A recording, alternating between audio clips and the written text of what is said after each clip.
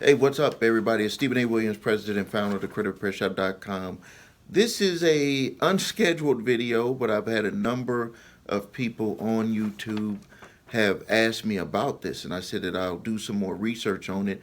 It happens to be where there was a rumor going around that, or news going around, that people who had high credit scores were going to get a penalty when they went to go get a mortgage, and that penalty was to, in a way, subsidize people with lower credit scores that were going to get mortgages. And I got the information here. What I did is immediately call my mortgage rep.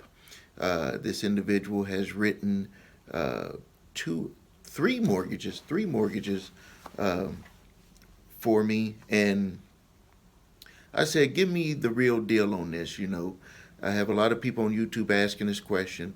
And he said, hey, first of all, like he started off the conversation like this. He said, Steve, I want to tell you right away.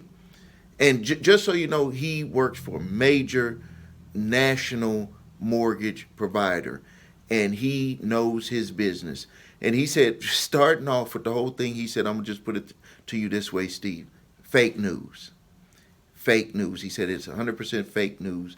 And he said that what this whole thing is about, and what bottom line, for you who got other things that you need to do, bottom line is fake news. Bottom line, it actually helps people who have lower credit scores, and it does something that I've always talked about in my videos about when people had bad credit or low credit scores, that they were actually getting penalized by having to pay higher interest rates. So here, let me just break this down quickly for you, what's going to happen. Fannie Mae and Freddie, they've always done their loans, and he called it a loan level price adjustment.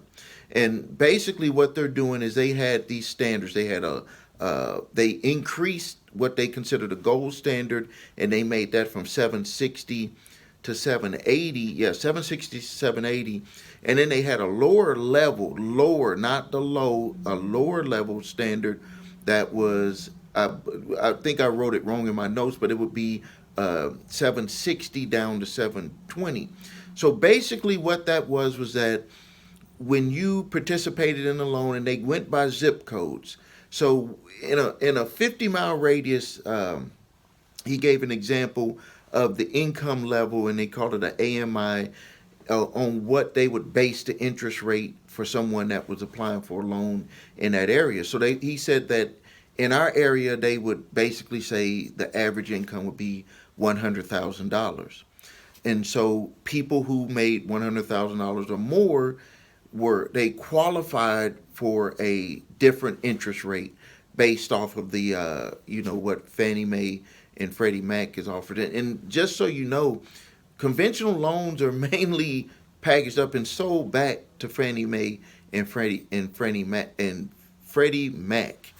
So they have their standards, because if you're gonna write a loan and you're gonna sell it to them ultimately, it has to fit this criteria. So what he was saying, what happened is that they actually made a new I don't, in my notes here it says a new risk level factor. And basically you still got to have, your credit still has to be in order, but you have to have an income of 50K to 100K. But usually in the past, when people had that type of income, they would have to pay a higher interest rate. And what they've done is they've changed that, and they said that they're not going to penalize them with that interest rate as long as their debt to income ratio is right. And they still have to have a certain credit score.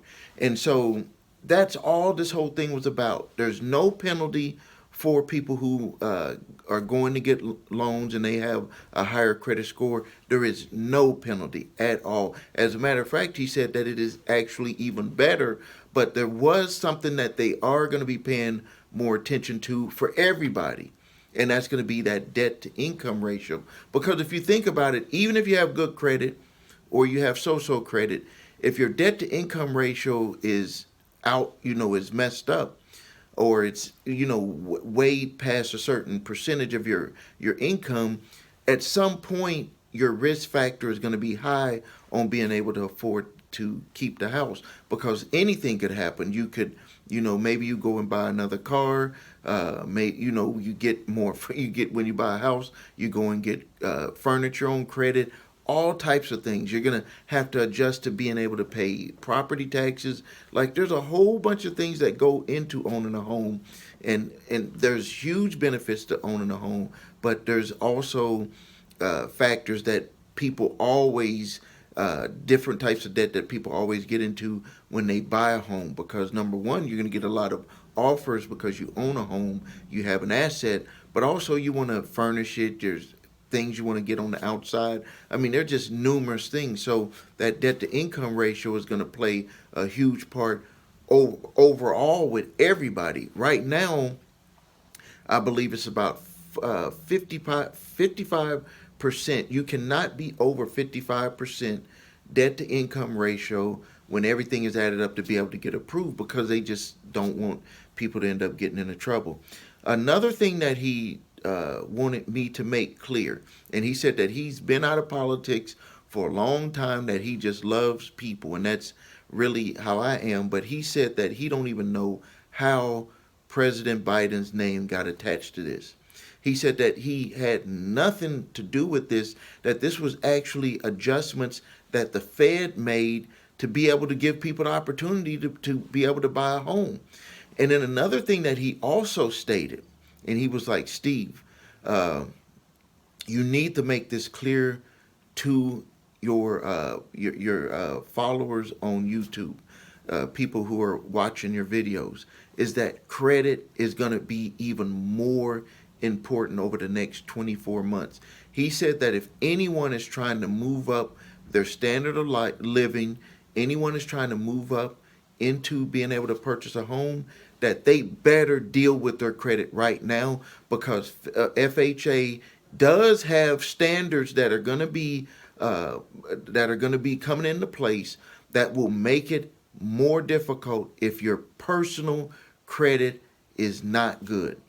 Like, they will finance you and help you get into a home right now with I think the lowest credit score is like a 650, somewhere around there. He said that he does foresee a day that they're going to have more requirements on people getting that credit score up. And you could just think, like, logically, why would they do that? Because they know that if an individual gets their credit into a certain position, that they're more likely not to do things to get into trouble, that they're going to try to hold their scores up by staying out of trouble. I mean, that's just that's just logical thinking. And so everybody talks about the housing market crashing and all of this type of stuff happening. Well, if you have people who are financially responsible, you really don't have a crash with that group of people. You just have crashes happen with people who are irresponsible. So I just wanted to get that information out there. If you, I invite your comments and questions.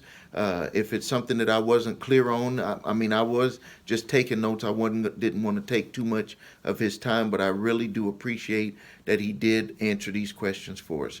If you need help with your credit, please visit us at thecreditrepairshop.com. Watch video, What Makes Us Different, so you can see my 8-point validation process, my 2-phase settlement process. If you need your credit reports and scores, go to the website, your3scores.com, grab your TransUnion, Equifax, Experian credit reports, and all 3 scores. Again, if you have debt collectors coming after you, I have my 3-pack of letters: statute of limitations, cease and desist collection activities letter, and debt validation letter. You can stop debt collectors in their tracks utilizing those letters. When you download them, you'll get instructions, so you utilize the letter that pertains to your specific situation. I do ask for a donation on those, but that is to help monetize my time here, helping you with this information. Thank you for your time. This is Stephen A. Williams, President and Founder of thecreditrepairshop.com.